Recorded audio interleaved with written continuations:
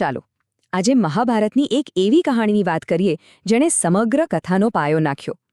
આ વાત છે એક શાપિત રાજાના વંશની, જેને બચાવવા માટે ખુદ દેવતાઓને પૃથ્વી પર આવવું પડ્યું.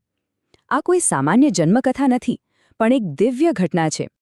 તો આ આખા પ્રકરણમાં આપણે શું જોવાના છીએ? આપણે શરૂઆત કરીશું રાજાની મજબૂરીથી.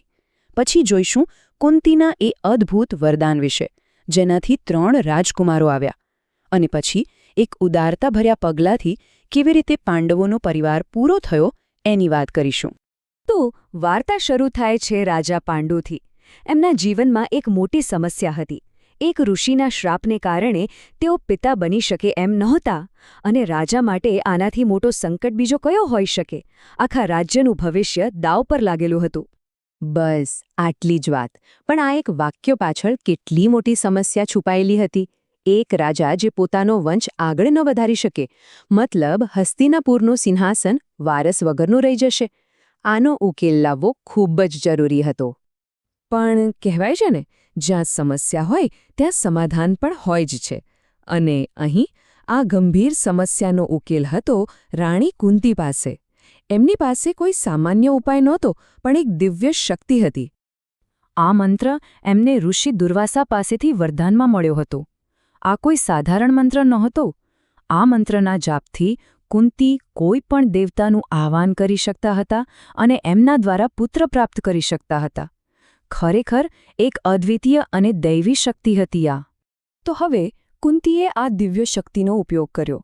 એમણે પોતાના પતિ અને રાજ્યના ભવિષ્ય માટે એક પછી એક દેવતાઓને બોલાવવાનું નક્કી કર્યું, અને દેવતાઓએ એમના આહવાનનો સ્વીકાર પણ કર્યો.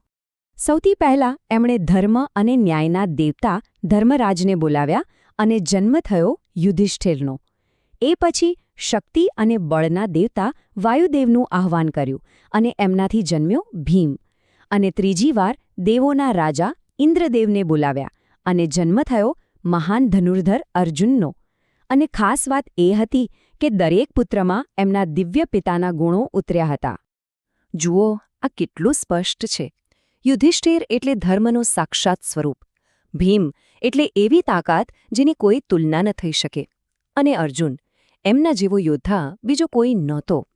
દરેક પુત્ર પોતાના પિતાના ગુણોનું પ્રતિબિંબ હતો. પણ વાર્તા અહીં પૂરી નથી થતી.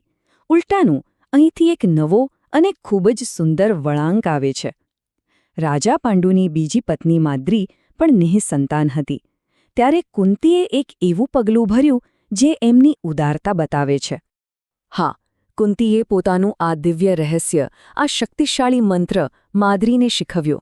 અહીં કોઈ ઈર્ષ્યા નહોતી, ફક્ત પરિવારને પૂર્ણ કરવાની ભાવના હતી. આ એમની મહાનતા હતી. અને માદ્રીએ પણ આ મંત્રનો ઉપયોગ કર્યો. એમણે દેવોના વૈદ્ય અશ્વિની કુમારોનું આહ્વાન કર્યું. અને પરિણામે એમને 2 જોડિયા પુત્રો મળ્યા, ખૂબ જ સુંદર અને બુદ્ધિશાળી, નકુલ અને સહદેવ. અને બસ આ રીતે 5 ભાઈઓનો પરિવાર પૂરો થયો.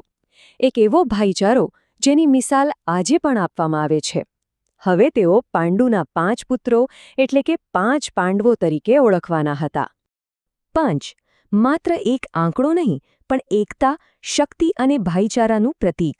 આ 5 મળીને એક બનવાના હતા.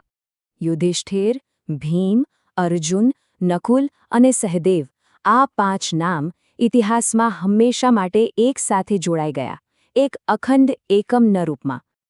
અને એમનો ઉછેર પણ જુઓ, કેટલો અલગ હતો.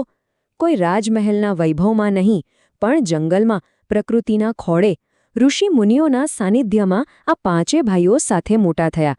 આનાથી એમના ચરિત્રને એક અલગ જ મજબૂતી મળી.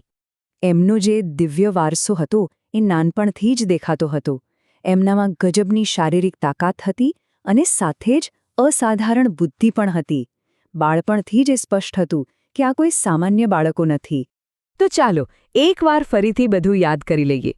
કુંતીના 3 પુત્રો યુધિષ્ઠિર, ભીમ અને અર્જુન, અને માદ્રીના 2 પુત્રો નકુલ અને સહદેવ, આમ સાથે મળીને બન્યા મહાન 5 પાંડવો.